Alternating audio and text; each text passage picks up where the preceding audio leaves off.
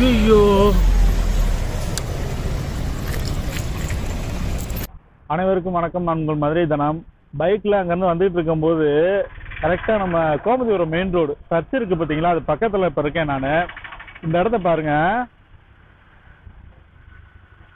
நல்லா நடு ரோட்டில் கிரிக்கெட் விளையாடுற மாதிரி ஸ்டம்பு ஊண்டி வச்சுருக்காங்க பாருங்க.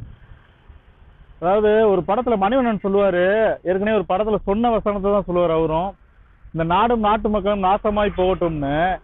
எவ்வளவு செஞ்சாலும் ஓட்டு நான் அவனுக்கு தான் போடுவேன், அவங்களுக்கு தான் போடுவேன்னு சொல்றவங்க இருக்க வரைக்கும் நாடும் திருந்தாது, நாட்டில் எந்த விஷயமும் நல்லது நடக்காது. இந்த இடம் எவ்வளவு மெயினான இடம் இங்க பாருங்க,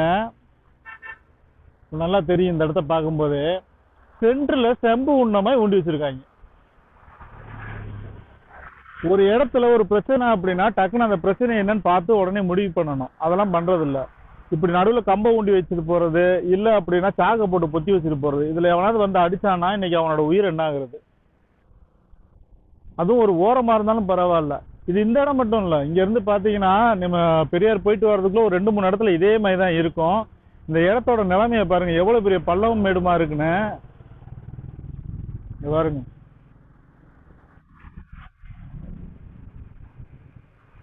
ஒரு வாகனம் போறதுக்கு என்ன அளவு தேவையோ அந்த அளவு மட்டும்தான் ரோடு இருக்கு. மீதி இடத்துல ஃபுல்லுமே இந்த மண்ணை தான் அள்ளி போட்டு வச்சிருக்காங்க. அது நடுவில் சென்டர்ல பள்ளம்.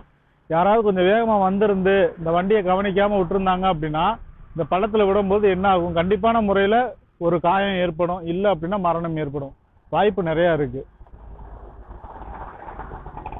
ஏதோ கிராமத்து சாலைகள் தான் அப்படி இருக்குன்னு பார்த்தா கிராமத்துல சாலைகள் சூப்பரா இருக்கு. அந்த படத்துல சொன்ன மாதிரி தான், ஒரு கிராமத்துல வெறும் 3 குடும்பமோ 10 குடும்பமோ ஒரு 500 குடும்பமோ இருக்கிற ஒரு கிராமத்துல சாலை வசதி நல்லா செஞ்சு கொடுக்குறாங்கன்னா அது அந்த மக்களுக்காண்டி கிடையாது, அங்க இருக்க கனிம வளத்தை எடுக்கிறதுக்காண்டி அப்படின்னு சொல்லியிருந்தாங்க. அது உண்மைதான். நான் இருக்க ஒரு ஏரியால போய் பார்த்தேன், ரோடு அவ்வளவு அருமையா இருந்தது. என்னடா இவ்வளவு அருமையான ரோடா இருக்கு, எப்படா சிட்டிக்குள்ள கூட இவ்வளவு அருமையான ரோடு இல்லையேன்னு பார்த்தா டெய்லியும் காலையிலையும் சாயந்தரமும் ஒரு நாளைக்கு ஒரு 30 லாரி மண்ணு கல்லு ஜல்லி எல்லாம் போய்கிட்டும் வந்துகிட்டுமே தான் இருக்கு. ஆனா இங்க நம்ம ஊருக்குள்ள பாருங்க, சிட்டிக்குள்ள இருக்க ரோடுகளை பாருங்க, நம்ம இருக்கிற நிலைமை இதுதான். ஏன்னா இங்க நம்மளால அவங்களுக்கு பயன் இல்லை, அங்க கனிம வளம் இருக்கு, அதனால அவங்களுக்கு அது தேவை. நல்ல ரோடு போட்டு கொடுத்துருக்காங்க, ஏன்னா அந்த வண்டிகள்லாம் போய் வரணும்ல, டயர் பஞ்சர் ஆகக்கூடாது, அவங்களுக்கு லோடோட வண்டி நின்றக்கூடாதுன்னு. ஆனா நம்மளுக்கு அப்படி இல்லையில, நம்ம தானே போய் வரோம். இங்க இது மாதிரி இன்னும் எத்தனை இடத்துல தோண்டி வச்சிருக்காங்கன்னு தெரியல, போகும்போது தான் தெரியும். இத்தனை நாள் எப்பயுமே அங்கிட்டு சுத்தி போயிடுவேன், இன்னைக்கு இந்த பக்கம் சிட்டிக்குள்ள வரும்போது தான் தெரியுது இந்த மாதிரி விஷயங்கள் நிறைய இருக்குன்னு. இதே மாதிரி அங்க சேபி ஸ்கூல்கிட்டே 2-3 இடத்துல பார்த்தேன், நடுவில் சாக்கடையை தோண்டினாங்கன்னா அப்படியே ஒரு கம்பையோ ஒரு கல்லையோ வச்சு பொத்தி வச்சுட்டு போயிடுவாங்க. எவன் விழுந்து சத்தா அவங்களுக்கு என்ன? கவர்மெண்ட் தான் இருக்குல்ல பணம் கொடுக்கறதுக்கு.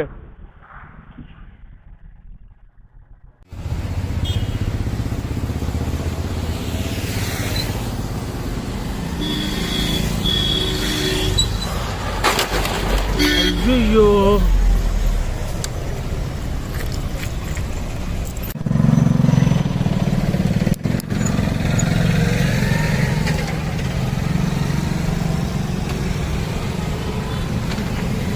எத்தனை பேர் இந்த இடத்துல விழுக போறாங்கன்னு தெரியல.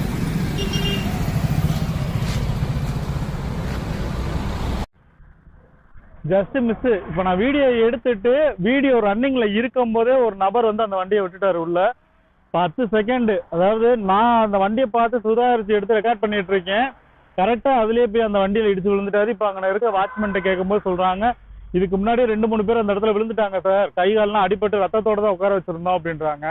இதெல்லாம் ஒரு சாதாரணமா ஒரு நாள்ல முடிகிற வேலையை இப்ப கிட்டத்தட்ட ரொம்ப நாளா கிடக்குன்னு நினைக்கிறேன் எனக்கு தெரிஞ்சு. இது எத்தனை நாளைக்கு இப்படியே போட்டு வச்சிருக்க போறாங்கன்னு தெரியல. இங்க பாருங்க வண்டி போற பாருங்க,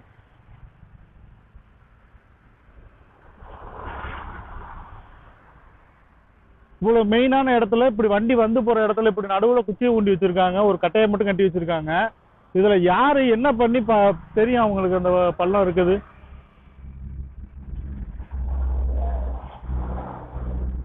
இந்த கார் வருது, காருக்கே தெரியல அந்த இது இருக்குது, சும்மா சுதாரிச்சுதான் போறாங்க. இன்னும் எத்தனை பேர் இந்த இடத்துல விழுக போறாங்கன்னு தெரியல. ஒரு பெரிய உயிர் சேதம் ஆகிறதுக்குள்ள அந்த இடத்த சரி பண்ணாங்கன்னா கொஞ்சம் நல்லா இருக்கும். இல்லை அப்படின்னா கண்டிப்பான முறையில் இங்கே ஒரு உயிர் சேதம் ஏற்படும். இந்த மாதிரி நிறைய இடத்துல ஏற்கனவே இந்த மாதிரி பாதாள சாக்கடை செட்டிட்டாங்க, அது இதுன்னு நிறைய வேலை பார்த்து ஏகப்பட்ட உயிரை எடுத்துட்டாங்க. இதுக்கும் ஏதாவது பழி வாங்காம இருந்தா சரி. பாவம் ஒரு வயசானவர் வேற, கரெக்டா அந்த இடத்துல கண்ட்ரோல் பண்ண முடியாம வண்டியை விட்டுட்டாரு. இந்த இடத்துல இந்த மாதிரி இருக்குது அப்படின்னா அங்கே ஏதாவது ஒன்று வச்சுட்டாவது போகணும், இல்லை ஒரு ஆளை போட்டு அதுக்கு டைவர்ஷனாவது பண்ணி விட்டுருக்கணும். சென்டரில் தோண்டி இருக்காங்களே, அதை எப்படி விட்டுருக்காங்கன்னு மட்டும் பாருங்க. எல்லாருமே அதான் பார்த்துட்டு போறாங்க, என்னடா நடுவில் என்னமோ இருக்கேன், நடுவில் என்னமோ இருக்கேன்னு. ஒரு சிவப்பு துணியாவது கட்டி வச்சிருக்காங்களா, ஒரு டேஞ்சர் பகுதி தானே அது.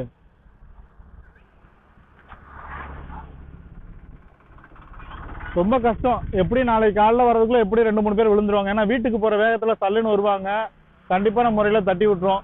அந்த இடத்துல அது இருக்குன்றது நிறைய பேருக்கு தெரியாதுன்னு நினைக்கிறேன். யதார்த்தமா